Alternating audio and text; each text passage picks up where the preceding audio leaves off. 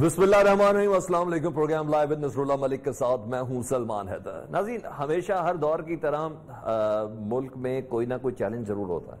पाकिस्तान की 72 साल तारीख में आज तक कोई साल ऐसा नहीं आया कि जिसमें पाकिस्तान को कोई चैलेंज दरपेश ना हो।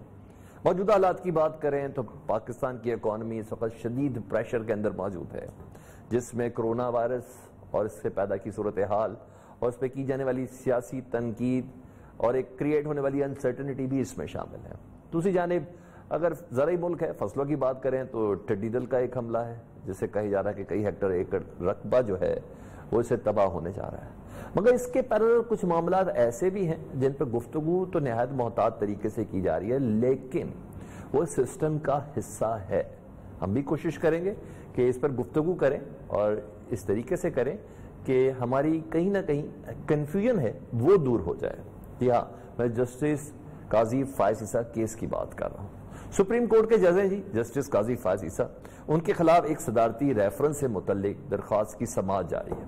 सदर मुमलिकत ने जस्टिस काजी फायज ईसा के खिलाफ रेफरेंस सुप्रीम जुडिशल काउंसिल को भेजा था, जिसको जस्टिस फायज ईसा सुप्रीम कोर्ट में चैलेंज भी कर चुके हैं।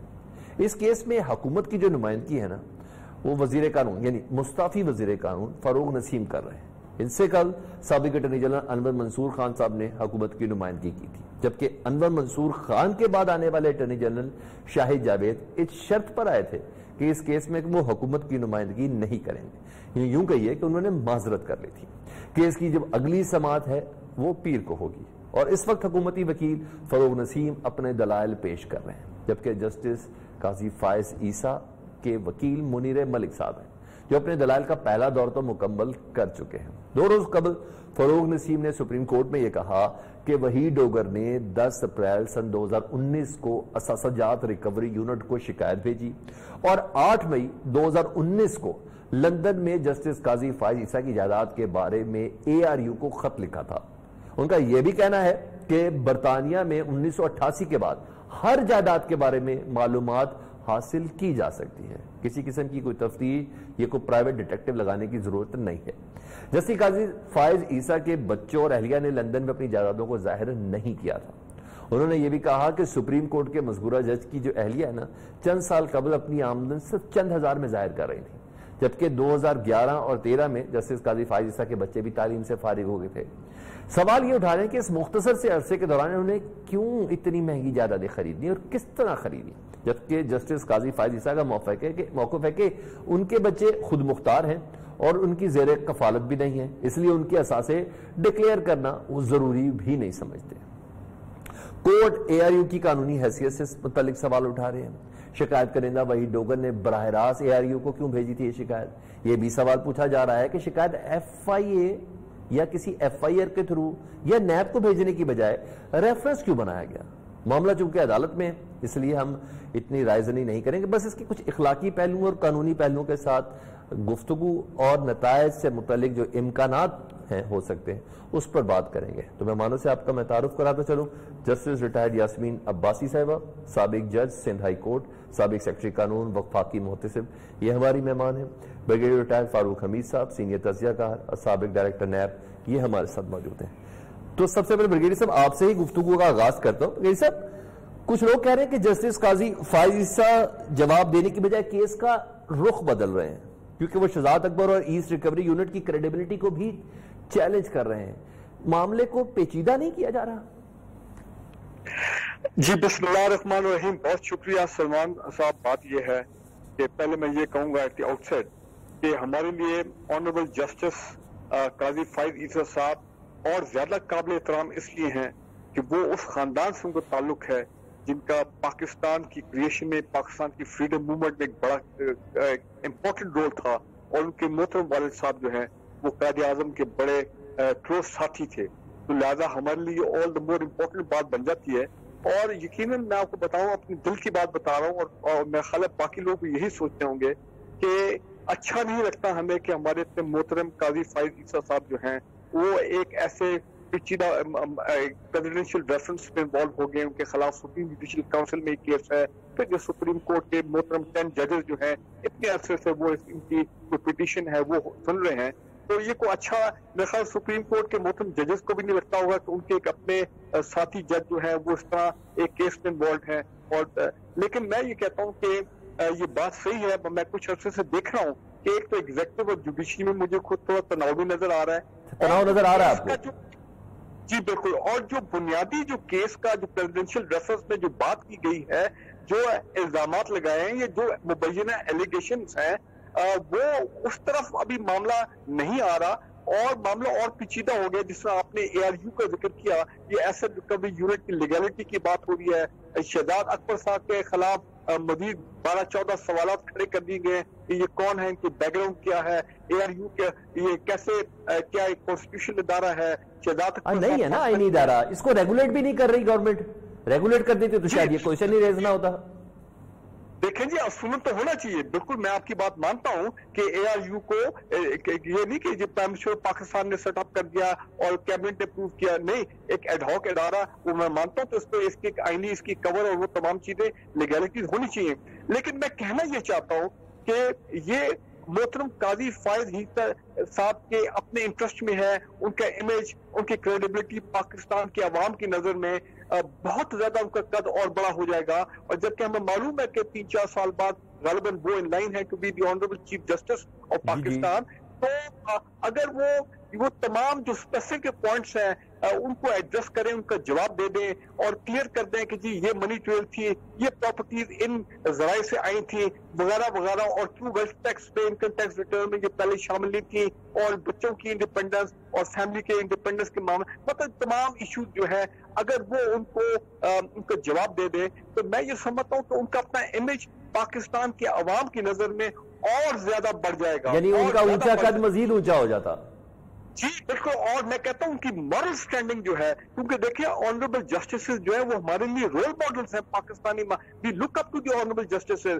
پاناما کیس ہوا یا عمران خان کے ایسٹس والا کیس ہوا, تو آپ دیکھیں ہمارے آنریبل سپریم کورٹ نے کیسا منی ٹریل کے اوپر جو ایمفسائز کیا کہ جناب ایک ایک بتائیں کہ یہ کیسے فلیٹ خریدے, یہ کدھر سے پیسہ آیا. ایکچولی لیٹر نے ریجیکٹ کر دیا نواز شریف کیس میں.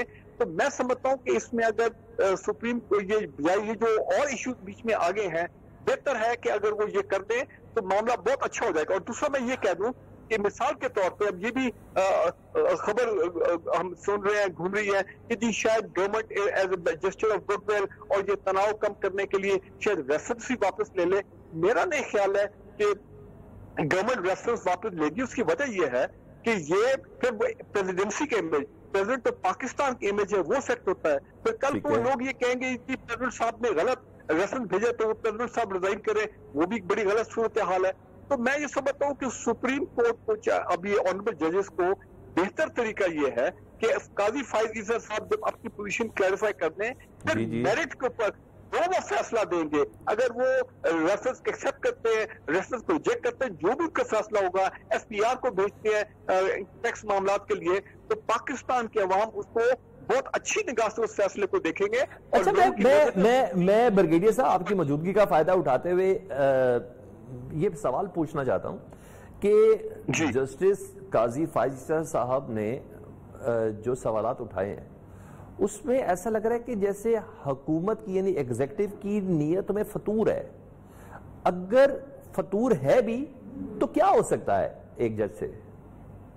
دیکھیں جی, یہ آپ کی بات صحیح ہے کہ یہ بھی ایک کاز آف کنسرن ہے کم از کم میرے لیے اور I'm sure باقی لوگوں کے لیے بھی, کہ وہ یہ ایلیمنٹ بھی آ رہا ہے آبزرویشن میں کہ جناب یا ان کے قاضی فائز حیدر صاحب کے جو ہیں اپنا جوابات وغیرہ جو کہ جی یہ کوئی میلافائڈ اس میں انوالوڈ ہے, کوئی بدنیتی انوالوڈ ہے اس ریفرنس میں. میں یہ کہتا ہوں کہ صدر پاکستان کے اعلیٰ ترین جو کانسٹیٹیوشن عہدہ ہے وہ دیکھیں اس آفس میں بدنیتی اور یہ تمام چیزیں نہیں ہوتی ہے, نہ ہونی چاہیے.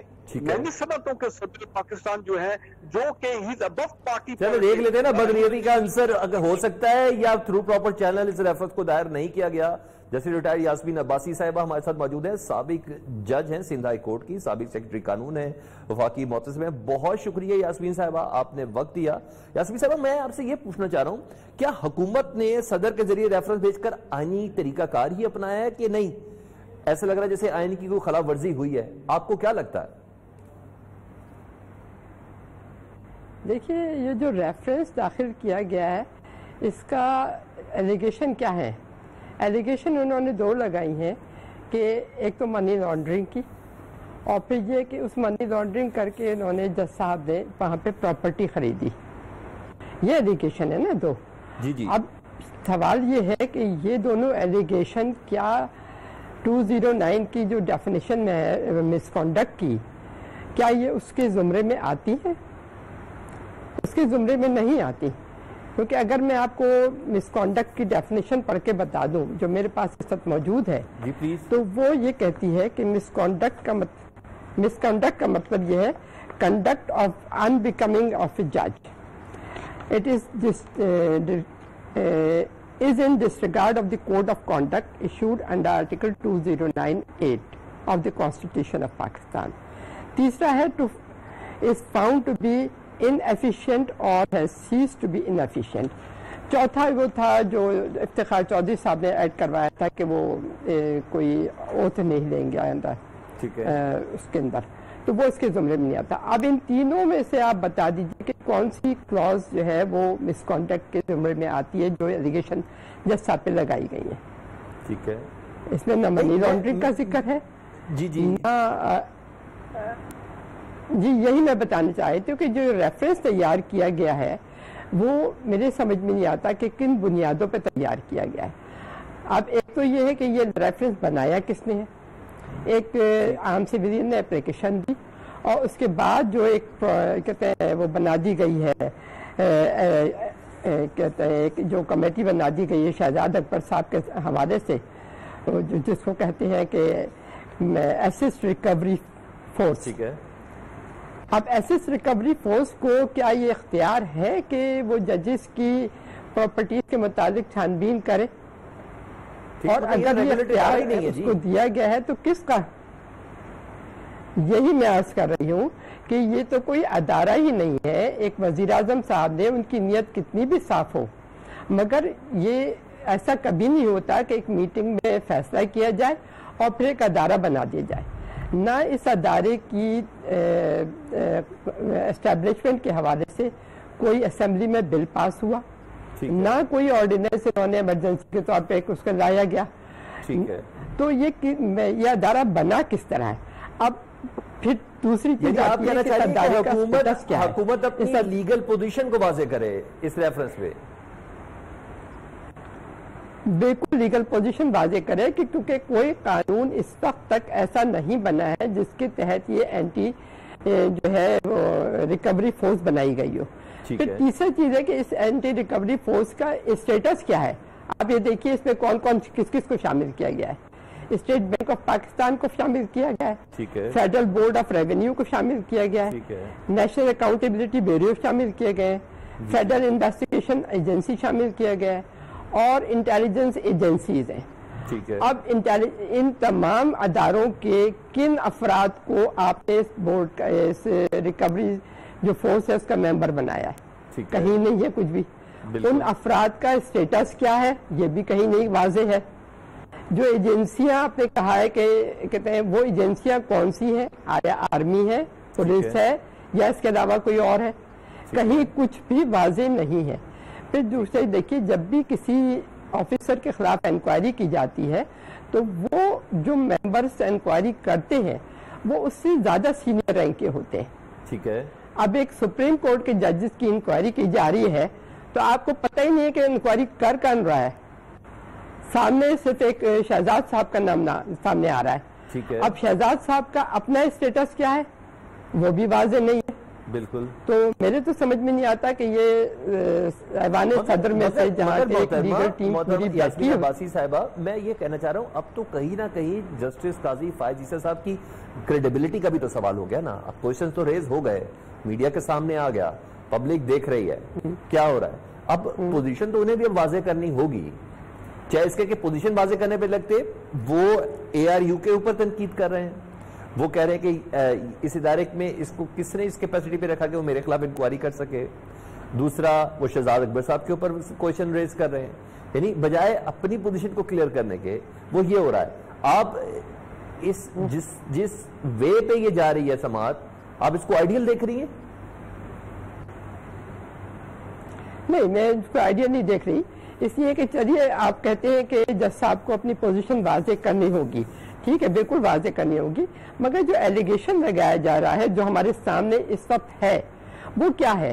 وہ یہی ہے نا کہ منی لانڈرنگ اور پھر اس کے بعد اس کی اس آمدنی سے پراپرٹی خریدی گئی۔ سوال یہ ہے کہ یہ پراپرٹی کب خریدی گئی؟ 2013 میں۔ 2013 میں اینٹی منی لانڈرنگ ایکٹ نہیں تھا، جو چیز جس وقت وجود میں نہ ہو اس وقت وہ قانون کے زد میں نہیں آتی، وہ پینالائز نہیں کی جا سکتی۔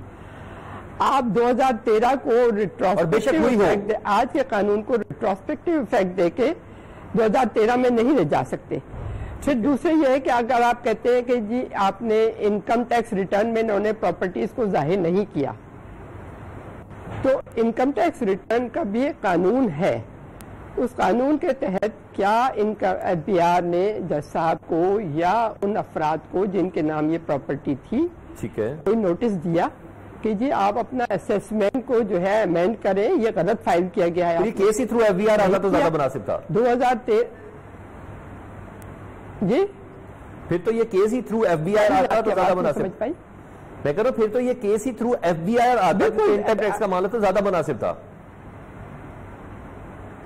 بالکل یہ ایف بی آر کے تھرو آتا، ایف بی آر کو اختیار تھا، پورے اختیار ہے کہ وہ اگر کوئی پراپرٹی ڈکلیئر نہیں کرتا ہے اور اس کی نالج میں اگر آ جاتی ہے کہ یہ پراپرٹی بھی ہے ریٹرن فائل کرنے والے کی، تو وہ ان کو ایک نوٹس دیتا ہے، اور اگر وہ نوٹس پہ بھی عمل نہیں کرتے ہیں تو اس کے پاس پینالائزنگ ایکٹ جو سیکشنز ہیں ایکٹ کے اندر، اپنے 2001 کا جو انکم ٹیکس آرڈیننس ہے اس کے اندر پینالائزنگ سیکشنز ہیں، تو ان کے تحت پینالائز کر سکتے تھے۔ مگر سوال یہ ہے کہ اگر آپ اتنے عرصے تک خاموش بیٹھے رہے تو اس کا مطلب ہے کہ کوئی غلطی نہیں تھی ان ریٹرنز میں۔ جب کوئی غلطی نہیں تھی تو آج اچانک جو ہے یہ اینٹی فورس کو جو ہے یہ اسیسمنٹ فورس کو جو ہے کہاں سے یہ نظر آ گئی، اور یہ انہوں نے ابھی تک کوئی واضح نہیں کیا۔ میں ایک معصوم سا سوال کرنا چاہوں گا، میں دوبارہ آتا ہوں آپ کے پاس، لیکن بریگیڈیئر فاروق حمید صاحب کے پاس جاؤں۔ بریگیڈیئر صاحب، جب اتنے عرصے تک یہ معاملہ نوٹ نہیں ہوا، جسٹس یاسمین عباسی صاحبہ کہہ رہی ہیں نوٹ نہیں ہوا، تو اب اچانک یہ کیوں ہو گیا؟ اگر یہ لفظ اچانک ہی ہے تو مسلم لیگ نون کے سربراہ میاں نواز شریف صاحب کہہ سکتے ہیں کہ میں نے تو 6 دہائیوں کا حساب بھی دیا ہے اچانک سے، اور کئی بار دیا ہے۔ یوں تو آصف علی زرداری صاحب بھی کہہ سکتے ہیں کہ مجھ سے بار حساب کیوں لیا جا رہا ہے۔ یوں تو پھر ہر شخص یہ نہیں کہے گا کہ میں حساب کیوں دوں۔ دیکھیں جی، بات یہ ہے کہ اگر آپ بالکل بہت زیادہ ٹیکنیکلٹیز اور لیگلٹیز پہ جائیں گے تو پھر تو بہت کچھ آپ نکال سکتے ہیں اس میں کہ یہ غلطی ہے، یہ غلطی ہے، فلاں غلطی ہے، لیکن میں جنرلی بات کر رہا ہوں کہ دیکھیں پاکستان میں ہم ہمیشہ کہتے ہیں اکاؤنٹیبلٹی فار آل، کوئی بھی ہولی کاؤز نہیں ہے پاکستان میں، چاہے وہ جوڈیشری کے ہمارے سینئر جوڈیشری کے ججز ہوں، چاہے آرم فورسز کے لوگ ہوں، چاہے بیوروکریسی کے، چاہے پولیٹیشین۔ تو لہذا اب آپ کی بات صحیح ہے کہ اب دیکھیں نا کہا یہ جا رہا ہے کہ جی یہ سوال بھی اٹھا اور جواب بھی یہ دیا گیا تھا، جہاں تک مجھے یاد پڑتا ہے میڈیا میں رپورٹ بھی ہوا کہ جی اگر کوئی آنریبل جج صاحب جو ہے اگر وہ کوئی چیز ریٹرن میں نہیں دیتے ہیں تو وہ پھر آؤٹ آف ریسپیکٹ ایک خاص پاکستان میں ابھی بھی وہ ہے کہ آؤٹ آف ریسپیکٹ کہیں یا آؤٹ آف فیئر کہیں تو ایف بی آر یا انکم ٹیکس کے لوگ ہیں وہ زیادہ اپنے پریشان نہیں کرتے ہیں، وہ ٹھیک ہے معاملہ چلتا رہتا ہے۔ ٹھیک ہے فاروق حمید صاحب، جی بالکل ایسی باتیں چل رہی تھی۔ فاروق حمید صاحب ہمارے ساتھ ہی رہیے، ایک چھوٹی سی بریک لیتا ہوں اور بریک کے بعد دوبارہ حاضر ہوتے ہیں۔ جی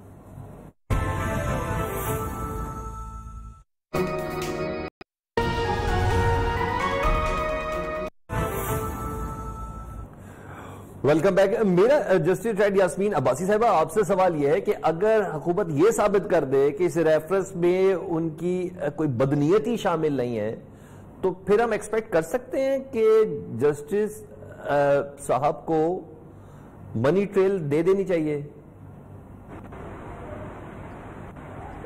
دیکھیے بدنیتی شامل نہیں ہونا تو پہلی علامت ہے، کیونکہ جب ریفرنس فائل کیا جاتا ہے تو اس کی شفافیت اور اس کی پہلی مقدم چیز ہوتی ہے کہ وہ کسی کے باعث نہ ہو، اس کے اندر باعث نہ ہو۔ جہاں تک کہ جج صاحب کی اس کا تعلق ہے تو پہلے تو یہ طے تو یہ ہو نا کہ یہ پراپرٹیاں تھیں کس کے نام. اگر یہ پراپرٹیاں ان کے نام نہیں تھیں اور ان کی آمدن سے خریدی نہیں گئی تھیں تو پھر وہ ذمہ دار نہیں ہے, اور اگر ان کی آمدن سے خریدی گئی تھی تو پھر وہ ذمہ دار ہے. مگر پھر ایک ذمہ داری ایف بی آر پہ بھی آتی ہے کہ وہ 2013 سے آج تک خاموش کیوں رہی, اس نے اپنی ذمہ داری کیوں نہیں پوری کی. تو یہ ایک بددیانتی اس میں نظر آتی ہے کہ آپ ایک دم اچانک آپ کو خیال آیا کہ جی یہ پراپرٹی تو جو ہے وہ منی لانڈرنگ ہوئی تھی اور اس میں پراپرٹی ظاہر نہیں کی گئی تھی. تو 2013 سے اور 2000 کہتے ہیں اب آج تک آپ جو ہے وہ 20 تک کیوں خاموش رہے ہیں, سوال تو یہ بھی ہوتا ہے نا. تو یہیں پہ جو ہے وہ ملافائڈی کا ایک عنصر سامنے آتا ہے. اور پھر یہ کہ جو ریفرنس بنایا گیا ہے پریسیڈنشل اس میں, تو وہاں پہ کافی قانون داں موجود ہوتے ہیں. کیا انہوں نے اس چیز کو نہیں جانچا؟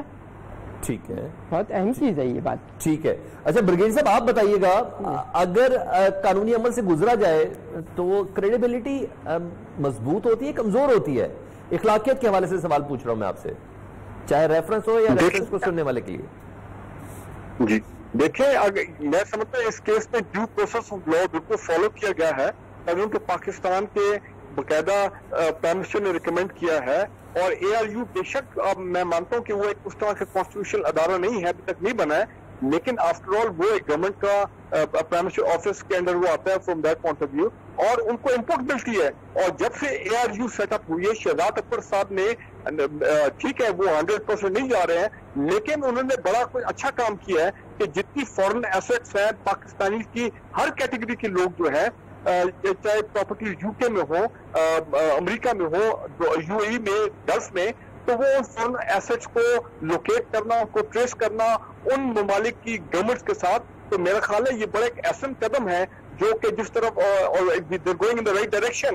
میں صرف یہ کہوں گا کہ ان پراپرٹیز کے بارے میں دیکھیں, نیشنل کرائم ایجنسی جو برطانیہ کی ہے, ان کا وہ تو اب ان کا تو قانون ہے, یو ڈبلیو انیکسپلینڈ ویلتھ آرڈر انہوں نے نکالا ہے کہ جہاں جہاں پراپرٹیز جو جسٹیفائی نہیں ہو سکتی ہیں ان پراپرٹیز کو وہ ضبط کر سکتے ہیں. آپ کو معلوم ہے کہ 190 ملین پاؤنڈ کی حال ہی میں ایک سیٹلمنٹ بھی ہوئی ہے, اس میں یہ نیشنل کرائم ایجنسی نے وہ پراپرٹیز ایک پاکستانی بزنس مین کی وہ ریکور کی اور پھر پیسہ پاکستان آیا, وہ ایک علیحدہ ایک کیس ہے. بٹ مائی پوائنٹ از دس کہ سوئس اکاؤنٹس جو ہیں ان کے بارے میں بات ہو رہی ہے, تو یہ میں یہ سمجھتا ہوں کیونکہ یہ ایک آنریبل جسٹس صاحب کے بارے میں یہ پہلی مرتبہ کیس آیا ہے, ضرور اے آر یو نے پاکستان کے تمام جو اسٹیٹ انسٹیٹیوشنز ہیں, چاہے وہ انٹیلیجنس ایجنسیز ہو, یہ میں اپنی طرف سے کہہ رہا ہوں, چاہے اسٹیٹ انسٹیٹیوشنز ہو, چاہے جن میں انٹیلیجنس ایجنسیز ہو, ایس پی آر ہو, باقی ادارے ہو, تو دیکھیں, اور پلس لنڈن میں جو ان کے اپنے کانٹیکٹس ہیں, خود شہزاد اکبر صاحب کئی مرتبہ انگلینڈ گئے ہیں,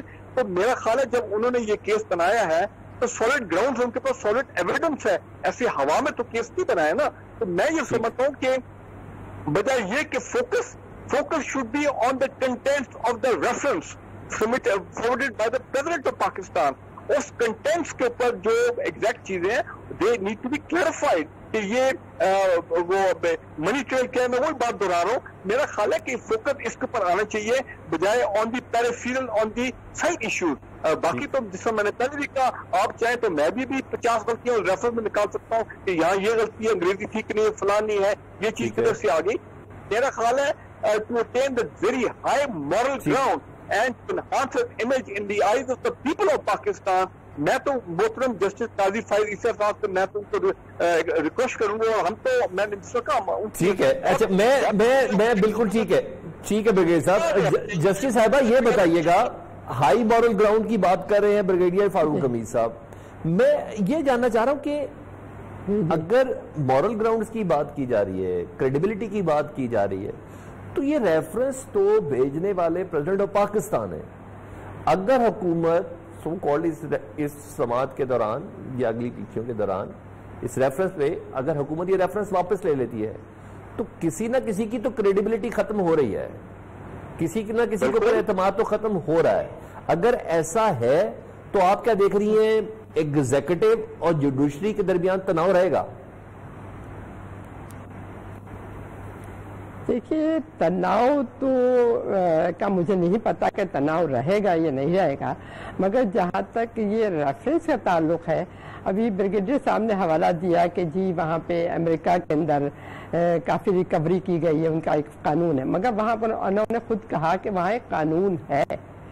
हमारे यहाँ कोई कानून नहीं है। ये एंटी रिकवरी फोर्स जो बनाई गई है, ये किसी भी कानून के तहत नहीं आती। एक आप अचानक एक मीटिंग में बैठकर और आप बना देंगे, बेशक आप वज़ीर आज़म पाकिस्तान है, बेशक आपका पूरा इख्तियार है, मगर वो इख्तियारात कानून के मातहत हैं। कानून से मावरा कोई भी नहीं है, चाहे वो वज़ीर आज़म साहब हो, चाहे वज़ीर प्रेसिडेंट ऑफ पाकिस्तान हो या शहजाद अकबर साहब हो। हर शख्स जो है वो कानून के तहत आता है। अगर आपने कोई कानून बनाया ही नहीं ऐसा और एक मीटिंग में खाली तय करके एक फर्द को कहते इख्तियार दे दिया है, अब शहजाद अकबर साहब को ये इख्तियारात किस कानून के तहत दिए गए? आपके एहतसाब का अमल बेशक बहुत अच्छा हो, मगर उसमें अगर बदयांती शामिल हो, उसमें शफाफियत नजर न आती हो, तो वो बदयांती कहलाएगी। जब आपको पता है, अगर आप ये समझते हैं कि जी ये जज साहब ने बहुत बड़ी बदयांती की है और उन्होंने अपनी जायदादें रिकवर नहीं की हैं, तो उसके लिए आपको प्रॉपर एक रेफरेंस फाइल करना चाहिए था, बजाय इसके कि आप एक फर्द वाहिद को जो है वो इख्तियारात दे दे कि वो रिकवरी करे, जिसका कोई इख्तियार नहीं है। कोई कानून उसको इजाज़त नहीं देता कि इस किस्म की रिकवरियाँ, इस किस्म के इंक्वायरियाँ या इन्वेस्टिगेशन करे।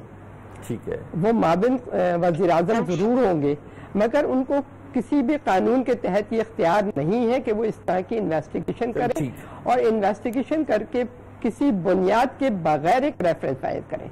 और अगर सुप्रीम जुडिशल काउंसिल के अंदर रेफरेंसेस की बात की जाती है, तो 23 और तकरीबन 22-23 रेफरेंसेस और भी पड़े हुए हैं, उनको क्यों नहीं उठाया गया?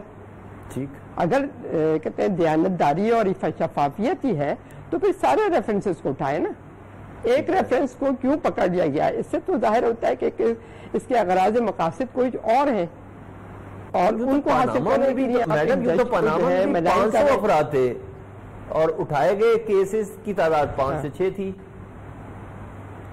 शुरू तो कहीं से करना है ना। तो ये तो अब ये तो मैं दारों से पूछे ना कि वो इस तरह का सिलेक्टिव इन्वेस्टिगेशन या सिलेक्टिव जस्टिस क्यों करते हैं। ठीक ठीक ठीक, हमारी ख्वाहिश थी कि हम किसी नतीजे पे पहुंच जाते, हमारी ख्वाहिश थी हम किसी नतीजे पे पहुंच जाते। मेरा ख्याल है कि इखलाकियात की ग्राउंड में और क्रेडिबिलिटी। जी आप कुछ कहना चाह रहे हैं? जी मैं सिर्फ ये कहना चाह रहा हूँ जी, मैं बताने ऑनरेबल सुप्रीम कोर्ट में हमेशा ये हमने ऑब्जर्वेशन सुनी है कि जनाब ये फैसला जो है ये कैसे कैबिनेट के अप्रूवल के बगैर हो गया, हुकूमत ने कैसा ये काम कर दिया।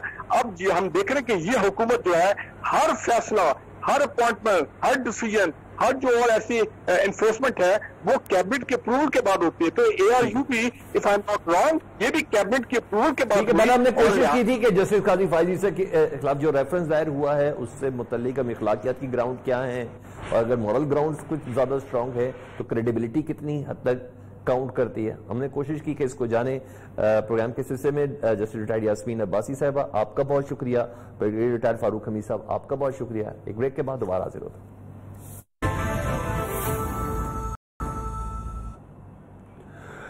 Welcome back viewers.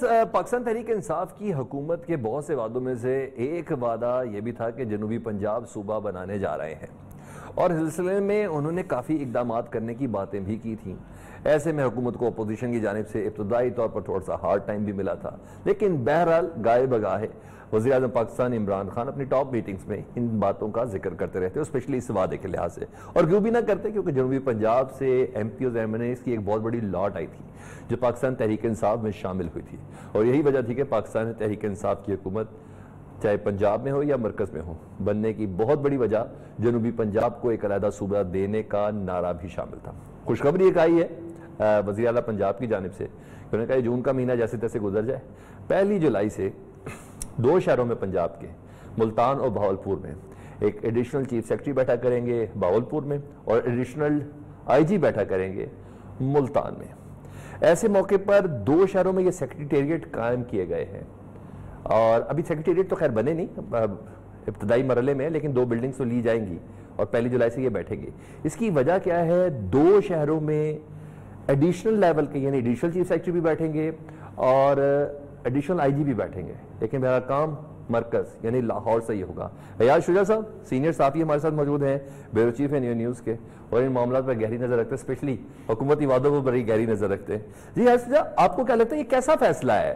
کچھ منطق سمجھ آ رہی ہے؟ وہ بھی اس دور میں جب بچت کی بات کی جا رہی ہے تو انفیکٹ پنجاب کے 3 شہروں میں سیکریٹریٹ قائم کیے جا رہے ہیں۔ یہ اصل میں پی ٹی آئی حکومت کا ایک فیس سیونگ منصوبہ ہے، کیونکہ جب الیکشن کے نزدیک جو جنوبی پنجاب کے وہی کوہنہ مچ سیاستدان جو ہمیشہ سے اقتدار میں رہے ہیں، خسرو بختیار، مخدوم ہاشم جمعہ وقت، مزاری خاندان وغیرہ، انہوں نے ایک پریس کانفرنس کی تھی، اور مجھے آج بھی یاد ہے پنجاب اسمبلی کے باہر انہوں نے یہ پریس کانفرنس کی تھی، اور انہوں نے کہا کہ جنوبی پنجاب کی محرومیاں بہت ہیں اور صوبہ بننا چاہیے۔ اس کے فوراً بعد پی ٹی آئی کی قیادت کا بیان آ گیا کہ جی ہم جنوبی پنجاب بنائیں گے۔ اب جب الیکشن ہوئے تو پی ٹی آئی کو 2/3 اکثریت نہیں مل سکی پنجاب میں، اور قانون سازی اس کا مطلب نہیں ہو سکتی تھی۔ یہاں پر تو بڑی مشکل سے مسلم لیگ کاف کے اراکین اسمبلی 10 اور 3 یا 4 آزاد کو جوڑ کر تو حکومت بنائی گئی، بڑی تھن میجارٹی ہے پی ٹی آئی کے پاس، اور بیچ میں کھینچتانی بھی ہے جہانگیر ترین گروپ کی اور شاہ محمود قریشی گروپ۔ بالکل بالکل، اور بھی بہت سارے، یعنی لاہور کے کچھ سیاستدان ہیں وہ بھی وزیر اعلیٰ پنجاب کے امیدوار ہیں، اور اس وجہ سے اب جنوبی پنجاب صوبہ تو بن نہیں سکتا۔ صحیح، تو اس کے لیے بڑی دیر سے ایک پروجیکٹ پائپ لائن میں تھا کہ جنوبی پنجاب صوبہ نہیں بن سکتا۔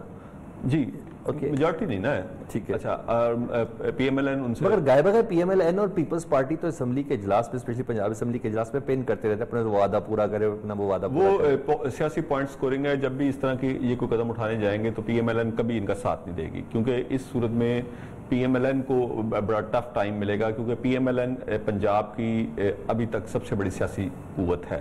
اگر پنجاب اسمبلی میں نمبرز دیکھے جائیں تو پی ٹی آئی سے صرف چند نمبرز کے فاصلے پر وہ یہ ہے سیاسی فیصلہ کہ باولپور کی عوام کو بھی خوش رکھنا چاہتے ہیں، ملتان کی عوام کو بھی خوش رکھنا چاہتے ہیں، ادھر ایڈیشنل چیف سیکرٹری بٹھائیں گے، ادھر ملتان میں ایڈیشنل آئی جی بٹھائیں گے۔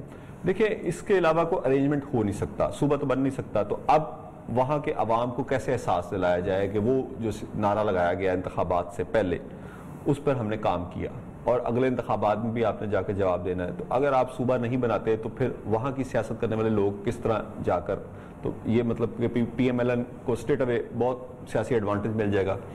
تو اس لیے کیا جا رہا ہے یہ سیکریٹریٹ کہ ایک جو ایڈیشنل چیف سیکرٹری ہے وہ ادھر بیٹھے اور ایڈیشنل آئی جی وہاں بیٹھے، کہ وہاں کے لوگ ان کے پاس اپنے مسائل لے کے آئیں۔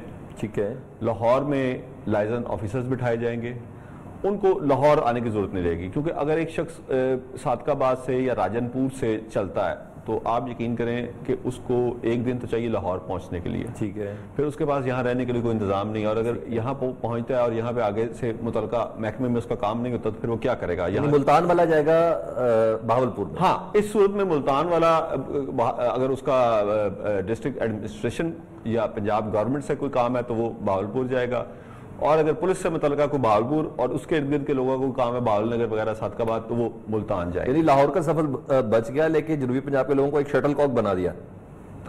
اس سے بہتر ان کے پاس کوئی ہے نہیں۔ آپ بیوروکریٹ پروگرام بھی کرتے ہیں، آپ سمجھتے ہیں کہ ایڈیشنل چیف سیکرٹری میں وہ پاور ہے؟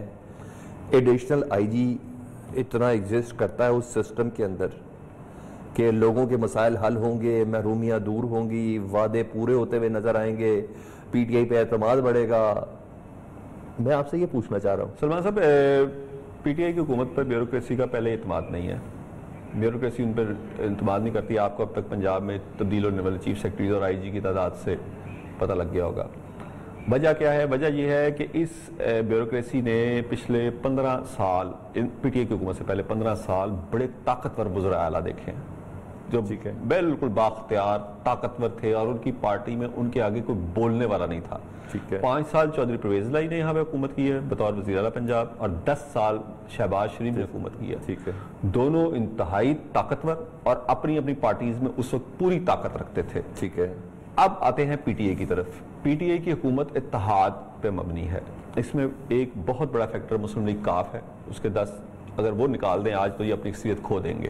ٹھیک ہے، تو پہلے دن سے ہی پی ٹی آئی کی حکومت کی بیوروکریسی پہ اس طرح گرفت نہیں ہے۔ دوسری بات کہ پی ٹی آئی کے وزراء کو بزنس ایڈمنسٹریشن جو صوبے کی ہوتی ہے اس کا تجربہ نہیں، سوائے چند کو، میاں اسلم اقبال، میاں محمود الرشید، عبدالعلیم خان، ان کے علاوہ یعنی یہ اس طرح کے 2-4 اور لوگ جو پہلے حکومتوں میں رہ چکے ہیں، وزراء رہ چکے ہیں، باقی تمام نئے وزراء ہیں، ان کو پتہ ہی نہیں ہے کہ پنجاب حکومت میں کام کیسے کرنا ہے، بیوروکریسی کو کیسے چلانا ہے۔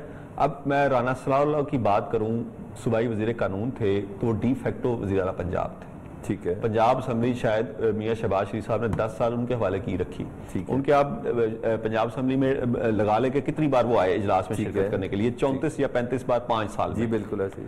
تو یہ ان کو بہت بڑا ایج تھا، ان کو اسمبلی نہیں آنا پڑتا تھا، وہ اپنے ترقیاتی منصوبوں پر دھڑا دھڑ کام کر رہے ہوتے تھے، ان کو کوئی پریشانی نہیں ہوتی تھی۔ اب ایسا نہیں ہے، اب وزیر اعلیٰ پنجاب کو اسمبلی بھی آنا پڑتا ہے، اراکین اسمبلی کی بات بھی سننی پڑتی ہے جو شاکی ہیں کہ بیوروکریسی ان کے کام نہیں کرتی، بیوروکریسی میں خوف بہت ہے۔ اس سے پریشر اور نہیں بڑھ جائے گا؟ 3 RPOs ہیں نا، RPO ملتان، RPO بہاولپور اور RPO ڈیرہ غازی خان، اب یہ تینوں جو IG ایڈیشنل IG کریں گا RPO کے لیول کا نا، تو اب تینوں کے لیے ایک ہوگا؟ جی ایک ہوگا، اور سینئر ایڈیشنل IG ہوگا، اور وہ IG کو جواب دہ ہوگا، اور IG کی مشاورت سے وہاں پہ وہ لوگوں کے مسائل سنے گا۔ لیکن جو کہنے والی بات یہ ہے کہ مسائل وہی حل ہوں گے، یعنی وہ جس طرح پہلے طاقتور وزیر اعلیٰ کے یعنی کہ کوئی زیادہ مسائل حل کر پاتے تھے، کچھ تھوڑے سے یعنی میرٹ پہ نہ آنے والے کام بھی ہو جاتے تھے، کیونکہ کسی کو پتا تھا کہ یہ اگلے 5 سال بھی یہی ہیں۔ اس سے آپ کو اس پہ کئی شک ہے کہ جہانگیر ترین گروپ اور شاہ محمود قریشی گروپ جو ہے جنوبی پنجاب کے، ان دونوں کو خوش رکھنے کے لیے، مطمئن رکھنے کے لیے یہ قدم اٹھایا گیا ہے کہ ایک کا سیکریٹریٹ بہاولپور میں بنا دو، ایک کا سیکریٹریٹ ملتان میں بنا دو؟ نہیں، اس طرح نہیں ہے۔ پہلی بات تو یہ جہانگیر ترین اس وقت اس پوزیشن میں نہیں ہے PTI میں، اور جب تک یہ انکوائری سے وہ نہیں نکلتے، اور جس کی شیر رشید نے پیشگوئی بھی کر رکھی ہے کہ چاہے وہ حکومت میں ہو چاہے حکومت میں نہ ہو، کسی کو نہیں بخشا جائے گا، شیر رشید کی باتیں بڑی معنی خیز ہوتی ہیں۔ اس وقت تو فی الحال جہانگیر ترین اور ان کا گروپ جو ہے وہ اس پوزیشن میں نہیں ہے، ٹھیک ہے۔ یہ دو، لیکن حکومت میں تو ہے نا؟ ہاں حکومت میں ہے، لیکن اس طرح یعنی کہ اصل میں یہ ہے کہ عمران خان کن کی سنتے ہیں، تو عمران خان اپنے وزیر اعلیٰ عثمان بزدار کی سنتے ہیں پنجاب کے لیے۔ پنجاب کے لیے کس طرح سنتے ہیں کہ عثمان بزدار نے جو ان سے آج تک ڈیمانڈ کی انہوں نے پوری کی، انہوں نے کہا چیف سیکرٹری تبدیل کر دیں، کر دیا، IG تبدیل کر دیں، کر دیا۔ ان کو پہلے عبدالعلیم خان سے تھوڑی سی پرابلم تھی، ان کے اس طرح اختیارات نہیں، اب بھی عبدالعلیم خان ان کے ساتھ یعنی کہ ان کے ماتحت چل رہے ہیں۔ اس سے بلدیاتی انتخابات جو ایکسپیکٹ کیے جا رہے ہیں ایک آرڈر کے بعد، اس سے بھی فرق پڑے گا اس فیصلے سے؟ اصل میں اس فیصلے کی وجہ ہی یہ ہے کہ بلدیاتی انتخابات جس میں بڑا سخت ٹف ٹائم مسلم لیگ نون دے گی، کیونکہ معذرت کے ساتھ PTI کی اب تک کی جو کارکردگی ہے اور جو کرونا کے باعث معاشی دھچکا لگا پاکستان کو، لوگوں کے حالات اچھے نہیں ہیں، اور شاید لوگ یہ بھی سمجھنے کو تیار نہ ہوں کہ کرونا کے باعث پوری دنیا میں ایک معاشی ٹرمائل چل رہا ہے اس وقت۔ تو بلدیاتی انتخابات مجھے تو ابھی فی الحال جلد ہوتے نظر نہیں آتے، کیونکہ اس طرح کے حالات میں جبکہ لوگوں کو کھانے کے لیے ان کے پاس نہیں ہے، اتنے برے معاشی حالات ہیں، اور اتنے لوگ یعنی ملینز کی تعداد میں لوگ بے روزگار ہونے جا رہے ہیں یا ہو چکے ہیں، تو مجھے تو نہیں نظر آتا کہ فوری طور پہ بلدیاتی انتخابات کرانے کی پوزیشن میں ہے حکومت، اگرچہ کہ اپوزیشن کے پاس کچھ ہے ہی نہیں۔ یعنی کہ اگر PMLN پنجاب میں آپ لگائیں تو PMLN پنجاب کی لیڈرشپ ہی پنجاب میں، یعنی نواز شریف صاحب باہر ہیں، شہباز شریف صاحب بھی یعنی کہ آپ کے سامنے ان کے حالات ہیں کہ وہ اندر ہے، نیب ان کو گرفتار کرنے کے لیے، وہ باہر ہے اور وہ اندر ہے، وہ اندر ہے۔ اور حمزہ شہباز جو کہ پچھلے 10 سال مسلم لیگ نون کو پنجاب میں چلانے والے جو پیچھے ماسٹر مائنڈ آپ سمجھ لیں گے جو ہاتھ تھا، شہباز شریف بھی ایگزیکٹیولی سارے کام کر رہے ہوتے تھے، میاں صاحب نواز شریف صاحب وفاق کے لیول پہ، پنجاب میں مسلم لیگ نون کی ٹکٹس اور اس کی سیاست میں حمزہ شہباز کا بڑا کردار تھا، جو کہ اس وقت کوڑ لکھپا جیل میں۔ تو اس کا مطلب یہ ہے کہ مسلم لیگ نون کے پاس سیاسی قیادت تو ہے نہیں، مریم نواز اس طرح سین سے غائب ہے، لیکن وہ پنجاب کے لیول پہ شاید جنوبی پنجاب کی حکومت اتنی بے وقوف ہے یا اتنی طفل تسلی لیتی ہے کہ اس احکامات سے ان کو تسلی ہو جائے گی کہ جی ہماری محرومی دور ہو گئی؟ میں یہ چاہ رہا ہوں ان کو صرف ان کے کام ہونے سے غرض ہے، اگر ان کے کام ہونا شروع ہو گئے، اور 2 ہی بڑے کام ہیں، پٹوار پولیس اور اس طرح کے یعنی تھانے اور کچہری اور پٹوار خانے کے لیول پہ اگر ان کے مسائل حل ہونے شروع ہو گئے تو پھر شاید وہ اگلے انتخابات کے لیے PTI کے لیے کام کریں۔ لیکن اگر وہاں پہ یہ کام نہ ہوئے اور بیوروکریسی جس طرح کہ ہم نے کئی وزراء سے سنا ہے کہ بیوروکریسی اس طرح ان کے ساتھ تعاون نہیں کر رہی، اگر ویسا ہی ہوا تو پھر یہ کام نہیں کرے گا، کیونکہ لوگوں کو ان کے کام سے غرض ہے. لوگ جہاں پہ آتے ہیں جب وزیر اعلیٰ پنجاب سے ملنے یا جنوبی پنجاب کے وزراء جو ہیں مخدوم ہاشم جمع بختہ ہیں، ڈپٹی اسپیکر سردار دوست مزاری ہیں، ان سے ملنے آتے ہیں تو ان کا گلہ یہ ہوتا ہے کہ وہ ایک بڑا لمبا فاصلہ طے کر کے ہیں تو یہ کام ابھی کے ابھی کریں، چاہے وہ افسر مل رہا ہے یا نہیں مل رہا، وہ فون پہ نہیں آ رہا، وہ میٹنگ میں گیا ہوا ہے، وہ کہیں ہے، یعنی ان کو ایک ہوتا ہے کہ ہم یہ کام کروا کے اب واپس جائیں. یعنی کسی حد تک جو کہہ سکتے ہیں کہ تکلیف دور ہوگی اگر وہاں پہ بیوروکریسی ان کے کام کرتی ہے، ورنہ تو پھر شاید یہ ان کے لیے کام نہ کرے بلکہ الٹا پڑ جائے. مجھے اگر دوسرے پیرالل پہ اگر اس کے پیٹرن پہ دیکھیں تو پاکستان تحریک انصاف کا یہ بھی ایک منشور کا حصہ ہے کہ طاقت کا سچ اشود و خیر عوام ہے، لیکن جو عوامی نمائندے ہیں نا اس جگہ کے اندر امپاورڈ ہوں گے، یعنی نچلے لیول تک کے لیے بلدیاتی انتخابات کا سیٹ اب اسی سلسلے میں بنانے کی کوشش کی گئی. تو اگر اسی وعدے پہ پورا کر دیا جائے تو میں یہ کہہ رہا ہوں موجودہ دور میں ہم بچت کر رہے ہیں. 2 سیکریٹریٹ انفیکٹ 3 سیکریٹریٹ ایک ہی پرومس کے اندر مینیج کرنا یہ مشکل نہیں ہوگا، پیسوں کا ضیاع نہیں ہوگا، یہ کہہ رہا ہوں. ہاں اس میں ایگزیکٹولی آپ کو شاید تھوڑے سے آپ کو پیسے خرچنے پڑیں، گاڑیاں آپ کو چاہیے ہوں گی اگر آپ نے وہاں پہ 2 سیکریٹریٹ بنانے ہیں. لیکن اگر آپ بات کریں عوامی نمائندوں کی تو وہ وزیر اعلیٰ پنجاب سردار عثمان بزدار سے مطمئن ہے، جس طرح چودھری پرویز رائی سے ان کے ایم پی ایز مطمئن تھے. اچھا، کیونکہ وہ ملتے ہیں اور ہر ایم پی اے کو، اور بڑا ان کا کمال سٹائل ہے، وہ جس علاقے میں جس شہر کا دورہ کرتے ہیں تو ایم پی ایز کو ساتھ بٹھاتے ہیں، بیوروکریسی سامنے بیٹھی ہوتی ہے، انہیں کہتے ہیں یہ میرے بھائی ہیں ان کی بات سنیں، تو وہ اس سے بڑے خوش ہو جاتے ہیں کہ وزیر اعلیٰ پنجاب ان کو، جبکہ جو 10 سال پچھلے تھے تو ہم یعنی کہ کام ہوتے بھی ہیں، ہاں کافی کام ہوتے ہیں، لیکن میں آپ کو بتا رہا ہوں کہ پچھلے 10 سال میں شہباز شریف صاحب کے دور میں ہم نے یعنی ان کی جرت نہیں تھی کہ ان کے سامنے بات کریں، لیکن پیچھے سے یہی بات کرتے تھے کہ میاں صاحب تو ہمیں ٹائم نہیں دیتے، ہماری تو بات ہی نہیں سنی جاتی. چند جو لاہور کا گروپ تھا جن میں خواجہ برادران تھے اور فیصل آباد سے رانا صلاح اللہ تھے، یعنی جو قریب تھے، ان لوگوں کے علاوہ زیادہ تر کی بات ہی نہیں سنی جاتی تھی. اور یہاں تک کہ اسمبلی کے اندر بھی بعض تقریریں کرنے سے گریز نہیں کرتے تھے.